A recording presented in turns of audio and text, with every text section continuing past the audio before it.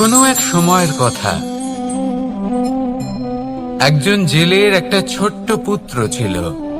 সে ভাবল যে আমি আমার বাবার মতোই মাছ ধরব।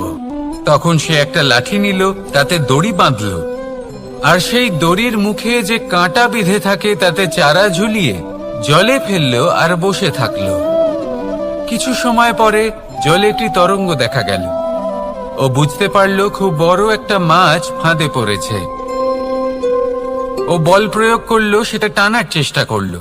মাছও বল প্রয়োগ করলো, আর শেষে যেটা হলো সেই দড়ি ছিঁড়ে গেল আর মাছ বেঁচে পালিয়ে গেল।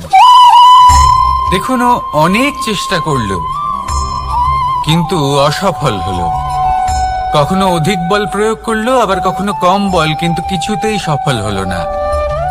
ও পঞ্চমবার প্রচেষ্টা করলো, না বেশি বল প্রয়োগ করলো না কম।